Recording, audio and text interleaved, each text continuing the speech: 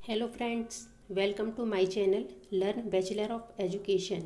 आज के इस वीडियो में हम B Ed third semester practical subject reflective diary format A और बी किस प्रकार फिलअप करना है ये देखेंगे।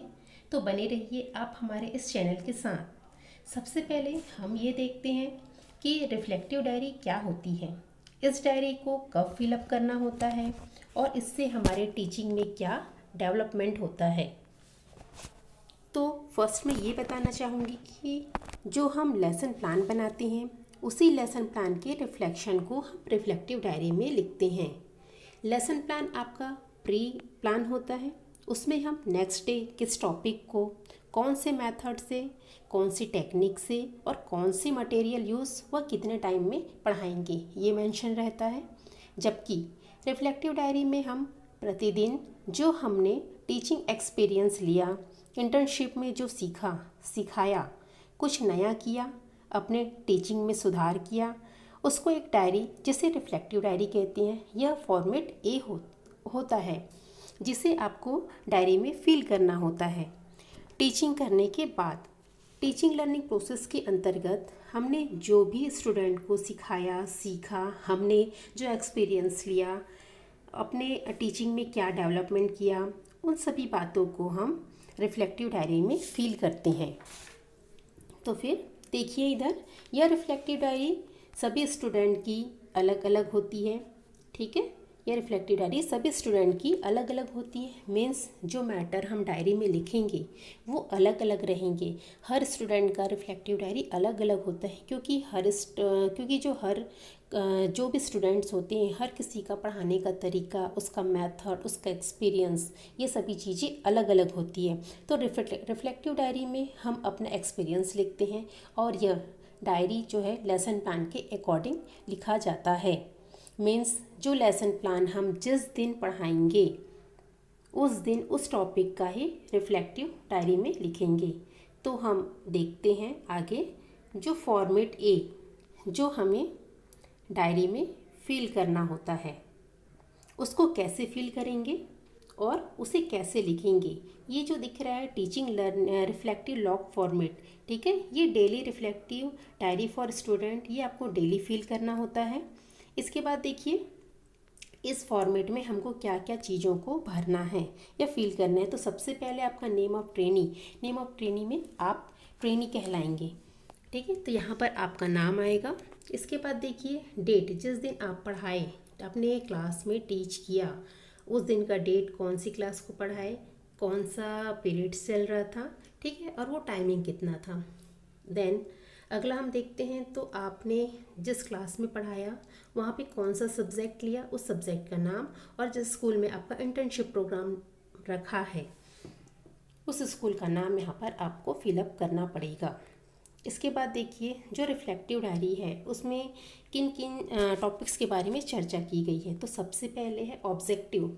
जैसे हम लेसन प्लान बनाते हैं तो उसमें भी हम टॉपिक लिखते हैं, वही टॉपिक हमारा रिफ्लेक्टिव डायरी में भी रहेगा। जैसे मैंने यहाँ पर साइंस सब्जेक्ट लिया है, मैंने टॉपिक कौन सा पढ़ाया है, ऑब्जेक्टिव उसकी क्या रहेगी अपनी, तो उसकी ऑब्जेक्टिव कैसे लिखना है हमें। तो यहाँ पर हमको ये लिखना पड़ेगा कि आज का उद्देश्य हमारा क्या था। आज का उद्देश्य विद्यार्थियों को पुष्प के विभिन्न भागों की जानकारी प्रदान करना था, जो हमने कर दिया। इसके बाद देखिए उस पुष्प के विभिन्न भागों को पढ़ाने के लिए हमको सेकेंड जो नंबर का है उसमें हमने क्या क्या मटेरियल यूज़ किया, मतलब हमारा टीचिंग लर्निंग मटेरियल क्या था वहाँ पर। तो हमने यहाँ पर क्या क्या यूज़ किया था, विभिन्न प्रकार के पुष्प लेके गए थे, बहुत सारे फ्लावर्स लेके गए थे अलग अलग प्रकार के, क्योंकि हमको यहाँ पे पार्ट्स ऑफ फ्लावर पढ़ाने थे। तो हर फ्लावर के पार्ट मतलब उसका साइज़ अलग होता है। साथ ही साथ हमने चॉक, डस्टर, रोलर बोर्ड और जो पार्ट्स ऑफ फ्लावर को शो करता हुआ हमको चार्ट लेके गए थे वहाँ पर। ये हुआ आपका मटेरियल, शिक्षण सामग्री। इसके बाद तीसरा देखिए इंस्ट्रक्शन स्ट्रेटजी, शिक्षण नीतियाँ। अब ये इंस्ट्रक्शन स्ट्रेटजी क्या होती है, जो लेसन प्लान में हम मेथड यूज़ करते हैं या हम अपने टीचिंग या अपने पढ़ाने के लिए हम जो मेथड यूज़ करते हैं, जो रणनीतियाँ अपनाते हैं, वही हमारा यहाँ पर इंस्ट्रक्शनल स्ट्रेटजी होती है। तो हमने इस टॉपिक को पढ़ाने के लिए लेक्चर कम डेमोन्स्ट्रेशन मेथड यूज़ किया था, उसके साथ साथ डिमॉन्स्ट्रेशन मेथड था, एग्जाम्पल था। अदर हर सब्जेक्ट का अलग अलग मेथड्स होते हैं, अलग अलग रणनीतियाँ होती है। तो आप अपने क्लास में जो रणनीतियाँ यूज़ करके पढ़ाएंगे उसको यहाँ पर आप लिखेंगे। अगला देखिए, जो 4th नंबर का पॉइंट है, what I did well in my teaching methodology. आज मैंने अपने शिक्षण कार्य प्रणाली में क्या अच्छा किया। हमको पढ़ाने के बाद स्वयं पता चल जाता है खुद से कि हमने आज कितना अच्छा प्रेजेंटेशन दिया है। तो इस टॉपिक के अकॉर्डिंग इसमें ये कहा गया है कि जैसे मैंने आज शिक्षण प्रणाली में शिक्षण विधि का उपयोग करते हुए टॉपिक को अच्छे से मैंने क्या किया है, क्लियर किया है। इसके अलावा आप और भी लिख सकते हैं कि मैंने उदाहरणों के माध्यम से समझाया है, ठीक है, बच्चों के डाउट्स को क्लियर किया है, टीचिंग एड का उपयोग किया है, बहुत सारे एक एक बच्चों से ग्रुप में कार्य करवाया है। तो आपको अपना जो एक्सपीरियंस सही लगे उस चीज़ों को यहाँ पर आप लिख सकते हैं। इसके बाद देखिए 5th नंबर का जो पॉइंट है उसमें क्या बोला गया है कि what my students did well, मतलब मेरे छात्रों ने क्या अच्छा किया। आपका प्रेजेंटेशन अच्छा रहेगा तो आपके छात्र भी अच्छा करेंगे।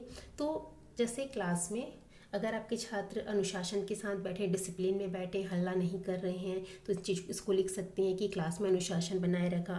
अगर आपने उनसे प्रश्न पूछा है, सभी बच्चों ने अगर प्रश्नों का उत्तर सही तरीके से दिया, उसको लिख सकते हैं कि हाँ, ये मेरे बच्चों ने सभी प्रश्नों के उत्तर सही तरीके से बताए। डाउटफुल क्वेश्चन बच्चों ने पूछा है, ठीक है, बच्चों की हेजिटेशन ख़त्म हुई वहाँ पर। तो ये चीज़ों को यहाँ पर आप लिख सकते हैं कि सभी प्रश्नों के उन्होंने क्या किए, उत्तर सही तरीके से दिए। इसके बाद अगला देखिए, जो 6th नंबर का पॉइंट है वो क्या है।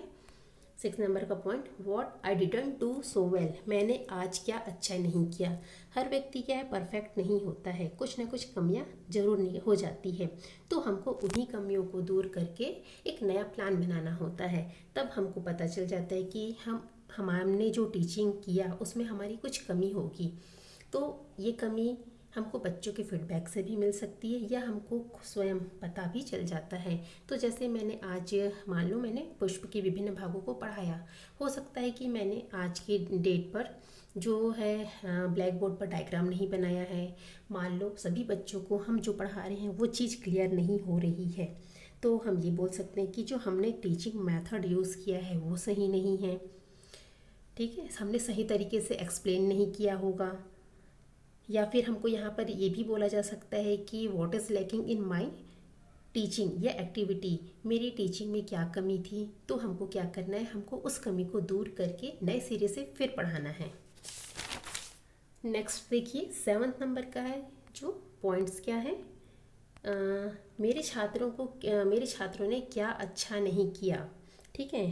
तो हमसे भी गलती हुई है, बच्चों से भी गलती होती है, ठीक है। तो आपको उनको ऑब्जर्व कर या उनसे पूछ कर ये जानना है कि आपके छात्रों ने क्या अच्छा नहीं किया।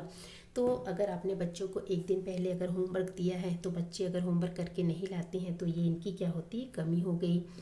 बहुत सारे हम क्वेश्चंस पूछते हैं, अलग अलग डिफ़िकल्ट लेवल के भी क्वेश्चन पूछते हैं। अगर सभी बच्चों ने उसके आंसर नहीं दिए तो आप ये भी बोल सकते हो कि मेरे बच्चों ने या मेरे छात्रों ने, मेरे स्टूडेंट्स ने उनके सभी प्रश्नों के उत्तर को सही तरीके से नहीं एक्सप्लेन कर पाए, ठीक। इसके बाद देखिए जो 8th नंबर का पॉइंट है, वो 8th नंबर का point, what I don't keep the same, teaching learning process के अंतर्गत मुझे किस क्रिया को उसके उसी स्वरूप में रखना है जैसे वो अभी है। मतलब आप जो टीचिंग लर्निंग प्रोसेस करते हैं क्लास में, ऐसी क्या चीज़ें हैं जिसको जैसा है उसको आप वैसा रखना चाहेंगे।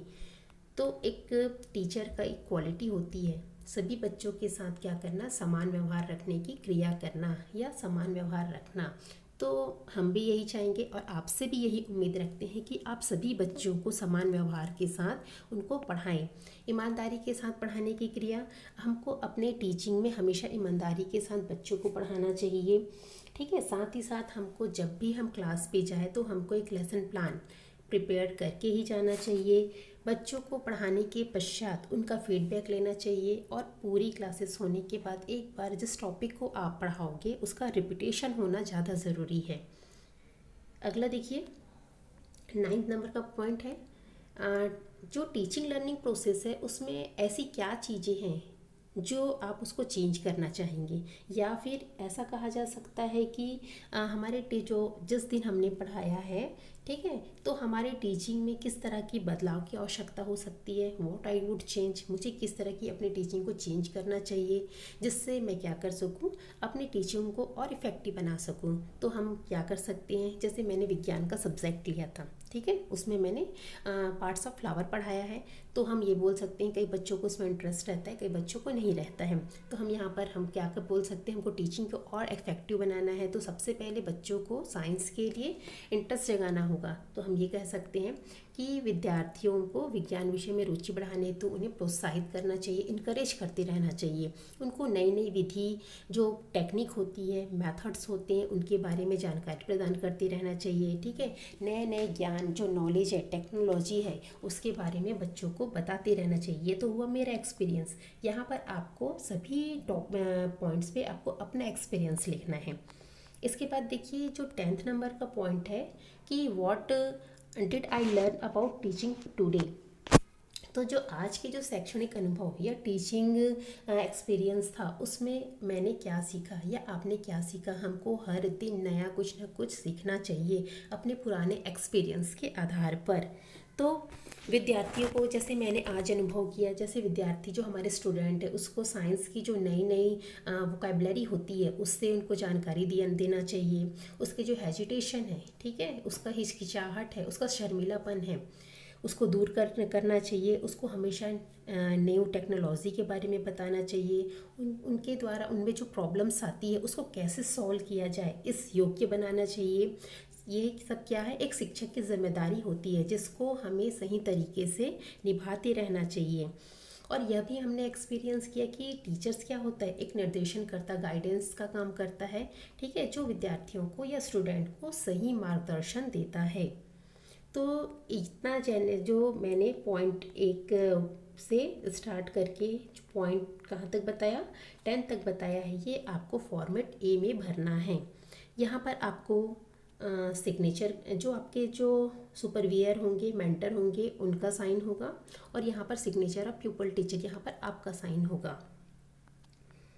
इसके बाद देखिए ये जो हमारा सेकंड पोर्शन है इसी का ही है, उसको तो फिल करना है। फॉर्मेट ए को आपको स्वयं फिल करना है, और फॉर्मेट जो बी है इसमें हमको क्या करना है, रेटिंग देना है, मतलब हम कहाँ तक उसमें सहमत हैं, ठीक है, मार्किंग करनी है। ये इसको sheet for reflection log on focus lesson जो लिखा है, इसको आप सेल्फ असेसमेंट रिपोर्ट भी बोल सकते हैं। सेल्फ असेसमेंट मतलब स्वयं का मूल्यांकन।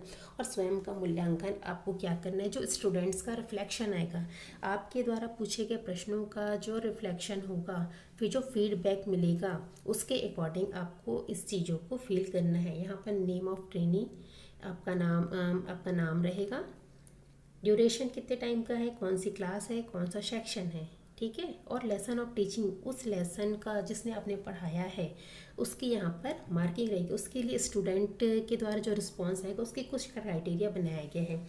जैसे आपका फर्स्ट है ability to identify specific and और वरीड इंस्ट्रक्शन स्ट्रेटजी, मतलब विशिष्ट एवं अथवा विभिन्न अनुदेशन नीतियों को पहचानने की योग्यता। आपने स्ट्रेटजी यूज़ की, ठीक है, तो अगर मान लो आपने स्ट्रेटजी को यूज़ की, सामने वाले जिस स्ट्रेटजी से आप पढ़ा रहे हो सामने वाले को समझ नहीं आ रहा है, तब आपको वहाँ पर स्वयं पता चल जाता है कि हमने जो स्ट्रेटजी यूज़ की है, हम उसको आपने पहचान लिया। स्ट्रेटजी यूज़ करने के बाद सामने बच्चों को समझ नहीं आ रहा है, तब हमको क्या करना पड़ेगा, वहाँ पर हमको अपनी स्ट्रेटजी चेंज करनी पड़ेगी। अगर आपकी स्ट्रेटजी पावरफुल है, ठीक है, तो आप वहाँ पे 4 नंबर दे सकते हैं, अन्यथा 0 नंबर। सेकेंड पॉइंट देखिए, example to support the strategy, नीतियों या रणनीतियों के समर्थन में उदाहरण। आपने जो स्ट्रेटजी अपनाई है उससे संबंधित आपको एग्जाम्पल देने, कितना सटीक एग्जाम्पल आपने दिया उसके अकॉर्डिंग आपको यहाँ पर मार्किंग करनी है, ठीक है। इसके बाद देखो कनेक्टिविटी अक्रॉस डिसिप्लिन, अनुशासन में संबद्धता, आपकी क्लास कितने डिसिप्लिन में थी ये आपको देखना है, उसके अकॉर्डिंग यहाँ पर मार्किंग करनी है। फिर देखिए फोर्थ पॉइंट है जो ability to identify learning style, जो हमारी अधिगम शैलियों को पहचानने की योग्यता, हमारे में कितनी लर्निंग एबिलिटी है, लर्निंग स्टाइल है, उसको हम कैसे पहचानेंगे ये आपको स्टूडेंट बच्चों के रिस्पॉन्स के द्वारा पता चल जाएगा। इसके बाद देखिए example to reflect according to learning style, अधिगम शैलियों के अनुसार प्राप्त प्रतिफल के उदाहरण, जो लर्निंग स्टाइल्स हैं उसको अगर हम पहचान गए उसके अकॉर्डिंग हमने एग्जाम्पल सही तरीके से दिया है या नहीं दिया है, इसके अकॉर्डिंग आपको क्या करना है, यहाँ पर मार्किंग करनी है। 6 number ability to display personal reflection, मतलब व्यक्तिगत चिंतन को प्रदर्शित करने की योग्यता, यहाँ पे पर्सनल रिफ्लेक्शन आपका रिफ्लेक्शन है, उसके अकॉर्डिंग आपको यहाँ पे मार्किंग करेंगे। उसी प्रकार example reflected to in support of personal reflection. फिर है आपका ग्रुप कन्फर्मिटी, सामूहिक अनुरूपता, आपकी क्लास में कितनी ग्रुप कन्फर्मिटी है ये देखना है, ठीक है। इसके बाद है कंट्रीब्यूशन टू एक्टिविटी, आपके टीचिंग लर्निंग प्रोसेस में कितनी एक्टिविटी हुई है, उस स्ट्रेटजी में आपका कितना कंट्रीब्यूशन है ये लिखना है, मार्किंग करनी है। इसके बाद देखिए acceptance in group solo activity for strategy, आपने टीचिंग लर्निंग प्रोसेस में जो भी एक्टिविटी की है उसमें कितना स्वीकृति मिली है, कितना एक्सेप्टेंस मिला है, इसके अकॉर्डिंग आपको स्टूडेंट रिस्पॉन्स के अकॉर्डिंग यहाँ पर आपको मार्किंग करनी है।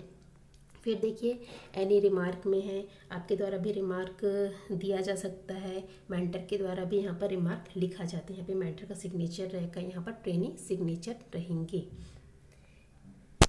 आपको बीएड से रिलेटेड कोई भी जानकारी चाहिए तो आप नीचे दिए गए व्हाट्सएप नंबर पर मैसेज कर सकते हैं। Thank you.